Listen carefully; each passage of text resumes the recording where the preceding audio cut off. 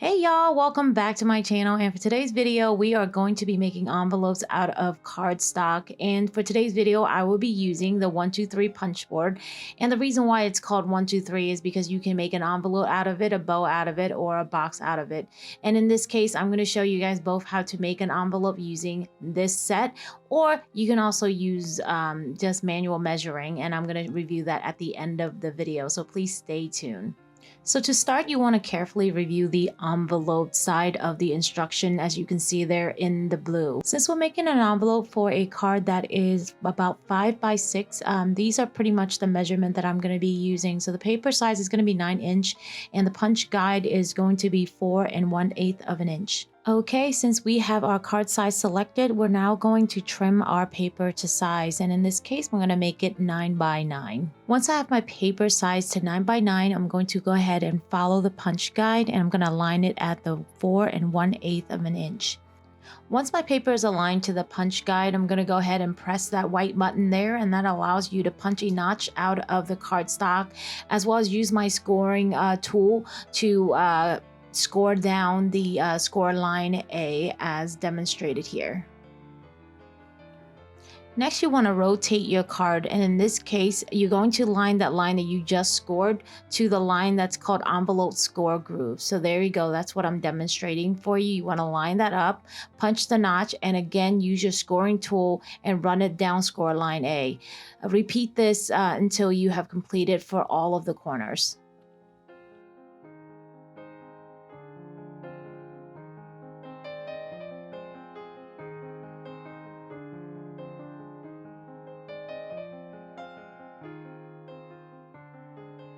And just like that, y'all, you're pretty much almost done. The only thing that's left is whether or not you want your corners rounded. And this tool is so amazing that it comes with the rounder as well. So you can see there, I just lined it up to the corner, press that button, and voila, it's rounded for me. And all that's left is for you to follow the scoring line that you created previously and fold your card, then apply some glue, and voila, your envelope is completed. And also you can see there, since we use a double-sided cardstock, it gives the card such a nice look. It looks like we used liner for this card, and really we didn't. We just use a cardstock that just has both sides. And if you want this specific cardstock, look down in my description. I have a link below. If you don't have the 123 punch board, that's fine. You can go ahead and do this manually as well. It'll just require more measurement and more manual work from your end. Based on my measurement, I'm going to score a line on the left hand side at the 1 inch mark, and I'm going to do the same on the right hand side. And then from the top, I'm going to score it at the 2 inch mark. You can manually set your fold line, but I like this tool because it allows the line to be cleaner and also crisper. So I did it on both ends, and then also I flipped it to the long side and did the 2 inch fold. Next, you want to grab your card and measure it from the 2 inch fold line. This will ensure that your card will fit nice and snugly in the envelope. Once you determine the fold line that will accommodate your card, you go ahead and set that fold line, and that will allow you to ensure your card will fit snugly in this envelope that you're creating.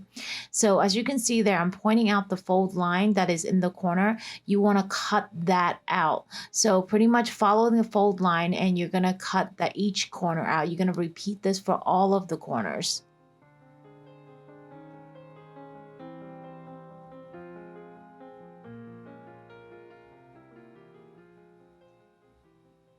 Once the corners are cut out, you want to go ahead on the 2 side flap. You want to cut a little triangular piece off. You don't have to do this, but I find this gives the envelope a nicer touch. All right, the hard part is over. Now the easy part. You just have to fold up the long flap and then fold in the 2 side flap, and there you have it. Your envelope is almost completed. At this point, you can go ahead and do minor trims to ensure that your envelope fits better, as well as using your scoring tool to kind of like flatten down your fold line to ensure it folds properly. Apply glue or double-sided tape to both of the left and right flap, and then there you have it. Your envelope is completed. In my case here, I didn't apply enough glue, so I applied more more glue to the lower half, make sure you only apply glue to the lower half that's touching the large flap, because if you make the mistake of applying glue to the entire left and right side, that's going to create issues later on because you won't be able to slide in your card as I'm doing just now. Look at that, how beautiful. You could do other minor touches as well. You can round out the corners, or in my case, I basically went in and create a triangular cut on the flap as well, just to give it that nice touch. So I am terrible at aiming and making sure things are symmetrical, so I just measured the same cut that I did on the other side, as you can see there, and then apply some double-sided tape so that whenever you're ready to send this envelope out, you just peel that double-sided tape and then stick it down. Since I'm using the 1, 2, 3 punch board to create the flat card, I wanted to use the same tool as well to show you guys how to do other projects with the same tool. I'm all about getting your money's worth, so I find this tool very versatile. So in this case, I'm making a envelope as well, except this is a box envelope. So instead of just scoring a line A, there's also a score line B. So you want to do the same exact technique as you would do for a typical envelope, except instead of scoring one line, you're scoring 2 lines. And this second line allows you to create a very flat box. So for cards that are more raised, like some of the cards with my flowers and things like that, you can actually use this envelope and it'll fit much better. Just keep in mind that you probably can't send this envelope via typical mail services. You probably have to take it to the post office and pay extra for the shipping fee. So as you can see here, instead of folding one line, I have to fold 2 lines. And once that's completed, you can again use double-sided tape or use glue. I find putting this together a bit harder because I want the corners to be even and there is no gap. However, when I do that, I find it difficult to maintain the square shape of the card itself. I try to work with it to make sure that it's as straight as possible. And as you can see here, it fits one of those raised cards like a dream. But I had a really hard time keeping it straight. So I think if I did more of these box envelopes, I think I'll get better at it. But just if you wanted to make this, just anticipate the first couple of times your envelope isn't going to be perfect. So just keep that in mind and don't get too frustrated when you're doing this project. Okay, moving right along. Now I'm going to show you how to create a box and also a bow. So this is great if you're hosting a dinner party maybe and you wanted to create little gifts for your guests, and you could do so. So in that pinkish area right there, it's going to show you the instructions of how to create the box. You pretty much just want to follow that instruction. So for starter, the alignment is different. So as you can see on the board itself, you have the pink instructions and the blue instructions. So if you're making a flat envelope, obviously follow the blue instructions. If you're making the box, follow the orangey pinkish instruction. Trying to make this video not too long, I'm not going to go line by line and detail instructions on how to cut and what to cut, because I mean the tool itself highlights the instructions pretty well. But if you guys would like me to go and create a video, although longer, of a step-by-step instruction and it's slowed down and all that other stuff, let me know in the comments down below and I'll create another video with detailed instructions on how to make the box and also the bow.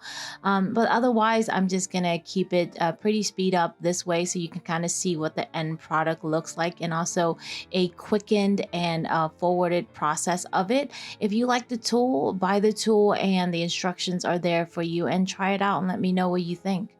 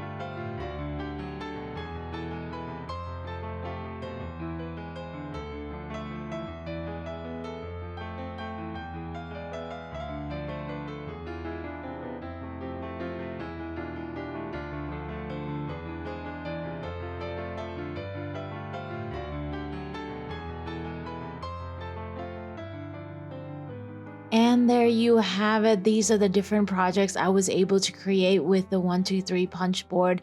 It is a wonderful tool to create these various different projects in various different sizes to accommodate whatever various cards that you may have. I found this tool very easy to use, and also the measurements are predetermined for you, so you don't have to calculate which measurement is needed for which card, so that your envelope can accommodate it. As always, thank you so much for watching my video. Make sure you leave a comment down below and let me know what you thought of this tool, and also if you're going to try the manual one or you're going to try the approach with the punch board. Good luck with your creations, and as always, make sure you hit that like and subscribe button for future content. Thank you for watching. Bye.